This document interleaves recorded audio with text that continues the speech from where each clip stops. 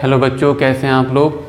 तो बच्चों, मैंने आप लोगों को जब पीएच पढ़ाया था तो मैंने एक पीएच का निकालने का फार्मूला बताया था आप लोगों को, और मैंने ये भी कहा था कि ये फार्मूला आप बस याद कर लीजिएगा, हो सकता है पूछ लें, क्योंकि ये चीज़ अभी आपके सिलेबस में है नहीं, ये 11-12 में पढ़ाया जाता है। तो और उसी फार्मूले से हम जो पीएच वैल्यू निकाल लेते 0 से लेके 14 तक, वो हम उसी फार्मूले से निकाल लेते। मैंने बताया था पीएच का फार्मूला होता है -log(10) concentration of hydrogen ion, बताया था। तो मैंने पेपर्स में देखा तो उस पर एक आध क्वेश्चन आया हुआ है, जबकि नहीं आना चाहिए, लेकिन खैर आया हुआ है, तो सोचा आप लोगों को उस क्वेश्चन को थोड़ा आसान तरीके से समझा दिया जाए, क्योंकि बेटे उस क्वेश्चन को करने के लिए बहुत सारी चीज़ें पता होनी चाहिए, जैसे नॉर्मेलिटी क्या होती है, मोलैरिटी क्या होती है, ठीक है। तो उसमें ना जाके हम सिंपल तरीके से क्वेश्चन को करते हैं। तो आप लोग देख लिए कैसे करा है ये क्वेश्चन। क्या है क्वेश्चन, क्या है आपका, देखिए वैन 0.02 मोल, अगर हमने 0.02 मोल HCl का, when 0.02 mole of HCl is added to enough water to make the final volume 2.0 liter, then pH of solution will be। तो क्वेश्चन ये कह रहा है कि अगर आपने 0.02 मोल HCl ले लिया और उसको पानी में मिलाया, कितना, और सोल्यूशन कितना बना लिया मिला के हमने, टोटल फाइनल वॉल्यूम कितना हो गया सोल्यूशन का, पानी और HCl मिलके 2 लीटर हो गया, ठीक है। तो हमारा जो वो है क्या है, पीएच जो है सोल्यूशन का कितना होगा, समझ में आ रही है बच्चों आपको बात।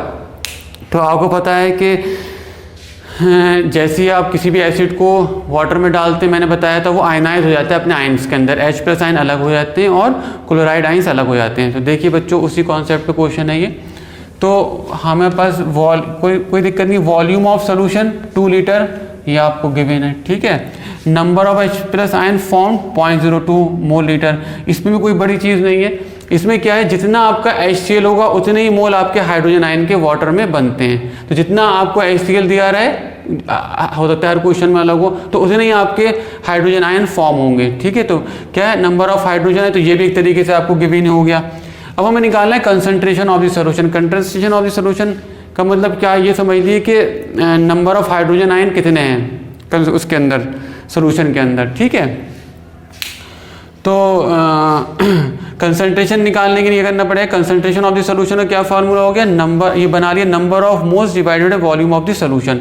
इसी को आप 11-12 में कहेंगे मोलैरिटी, ठीक है, number of moles of solute per unit volume. खैर उसमें अभी मत जाइए आप, बस ये याद रखिए कंसंट्रेशन कैसे निकालेंगे हम सोल्यूशन का, number of moles divided by volume of solution. तो नंबर ऑफ मोल्स भी पता है आपको और वॉल्यूम ऑफ द सोल्यूशन भी पता है, तो इसको इससे डिवाइड कर देंगे, सिंपल मैथमेटिक्स आ गई, 0.01 आ जाएगा, और इसको हम लिख देंगे 10 की पावर में, ठीक है। चाहे तो आप इसको और ऐसे भी लिख सकते हैं,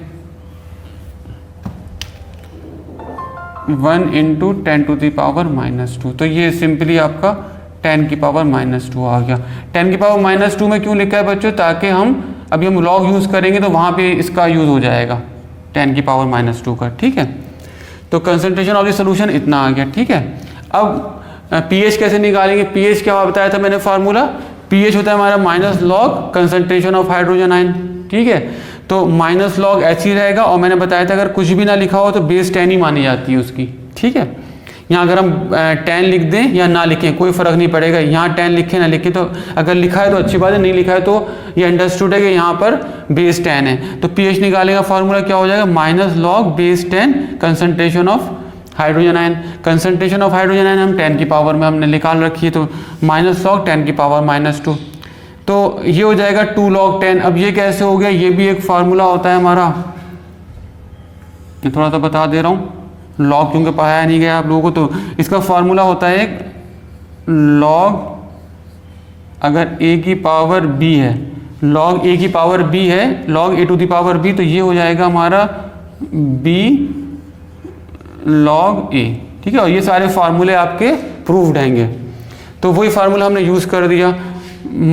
यहाँ पे अगर ये a मान लें तो b -2 हो जाएगा, तो जब ये 2 यहाँ पर मल्टीप्लाई होगा, हमारा log a भी हो जाएगा b log a, तो ये हो जाएगा 2 -2 × -log 10, ठीक है। तो माइनस माइनस प्लस हो जाएंगे तो ये 2 रह जाएगा, तो 2 log 10 हो जाएगा, ठीक है बच्चों।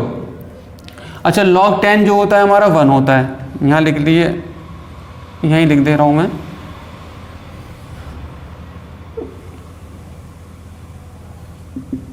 because log 10 is equal to 1। तो log 10 की वैल्यू कितनी हो जाएगी, 1 हो जाएगी।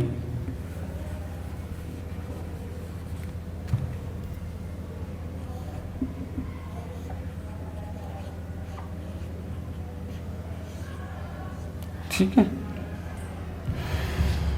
log 10 1 हो गया, 2 इंटू 1 2, तो pH ऑफ द सोल्यूशन कितना निकल के आ गया, 2 आ गया। ठीक है बच्चों, ये 2006-7 में क्वेश्चन पूछा था, लेकिन फिर मैं वही कहूँगा सिलेबस में नहीं है, क्योंकि पेपर में आया हुआ, तो मैंने आपको इस क्वेश्चन को थोड़ा सा आसान करने की करके थोड़ा सा कोशिश करी समझाने की। फिर भी बच्चों किसी के कोई डाउट है या समझ में नहीं आ रहा है तो आप मुझसे व्हाट्सअप करके पूछ सकते हैं। ठीक है, तो बच्चों हमने अभी एक pH पे क्वेश्चन देखा, एक और क्वेश्चन है pH पे, वो भी आप देख लिए। वो क्या है, इफ pH ऑफ सोल्यूशन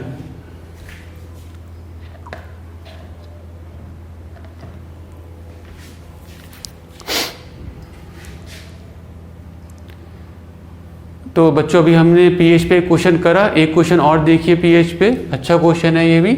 और मैंने अभी इससे पहले क्वेश्चन में भी आपको बताया था कि ये जो है क्वेश्चन जहाँ pH निकलवाया था ये आपके सिलेबस में नहीं है, लेकिन कंपटीशन में आया है, तो मैंने सोचा आप लोगों को करा दिया जाए।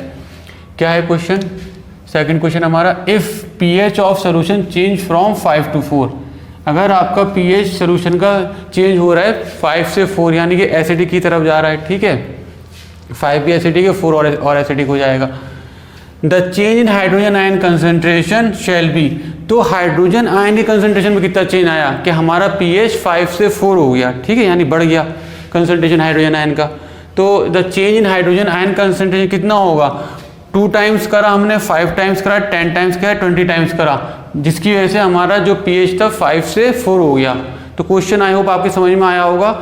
आप इसको सॉल्व करके मुझे व्हाट्सअप करें, और अगर नहीं आएगा तो फिर मैं इसको समझाऊंगा। ठीक है, क्योंकि आप मुझे पता नहीं चल रहा है आप लोग क्या कर रहे हैं क्या नहीं कर रहे हैं। ट्राई तो करें कम से कम, गलत हो सही हो उसकी फिक्र मत करिए कि गलत हो जाएगा सही हो जाएगा, लेकिन ट्राई करें कम से कम क्वेश्चन को गलत ही सही करके मुझे व्हाट्सअप करें।